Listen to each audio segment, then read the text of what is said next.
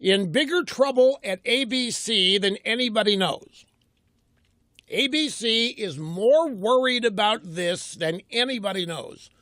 That's the story on page 6 in the New York Post today. And I tend to think that it's probably true. I really do think Stephanopoulos was to be, for lack of a better term, the anchor of their entire 2016 presidential campaign coverage. And he has just rendered himself, well, in the game of pretense, where we all pretend the media is objective, and we all pretend the media is all journalists and so forth. Under that umbrella of pretense, Stephanopoulos has blown himself out of the deal. Now, I don't believe that's really going to be the case. I think ABC is going to try to find any number of which ways to get this guy, Stephanopoulos, back involved in the 2016 campaign. And I think the real test is going to be just how cooperative the Republicans end up being with whatever plan ABC has. Because really, he was it. He was the guy that was going to do the debates. He was the guy that was going to anchor all the coverage, Democrat and Republican. He was the guy that was going to anchor all of the election night, all the campaign. He was it. And now he's jaundiced. Now he's tainted. But they're going to find a way. Mark my words. They're going to let time pass. They're going to let things go. Hope people forget. Try various ways to rehab Stephanopoulos. But it turns out Peter Schweitzer has a new column in USA Today. It turns out that Stephanopoulos has only told half the story about his real involvement with the Clinton Crime Family Foundation. It wasn't just that he donated 75 large. He was an employee for all intents and purposes. He was moderating seminars.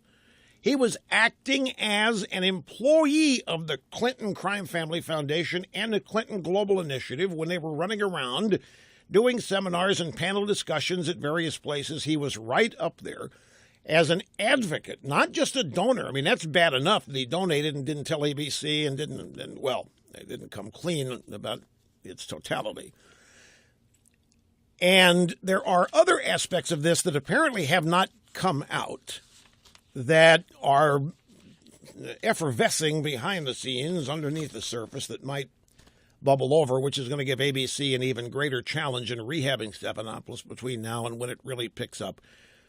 As far as the 2016 campaign, Jeff Greenfield, I just have to mention this. John Nolte has a note in Breitbart that Jeff Greenfield, who worked at ABC for many, many moons, Jeff Greenfield, noted liberal media specialist. He worked at ABC 14 years as an analyst. And he was a speechwriter for John Lindsay, Senator Robert Kennedy. And he says what I said last. What Stephanopoulos was doing was buying access. Like everybody has to do with the Clintons. You want access, you pay for it.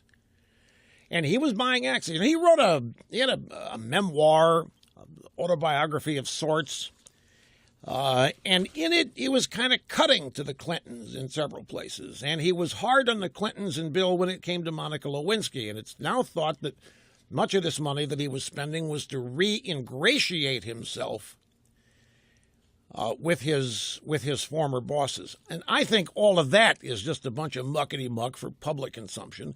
I don't think that when times like this, I don't think the Clintons are ever going to doubt Stephanopoulos' loyalty. I mean, nobody know who he is if it weren't for the fact they had hired him way back when to work with Carville in the forehead, running the Clinton campaign in '92 in the war room and so forth. But it still has execs at ABC a little troubled.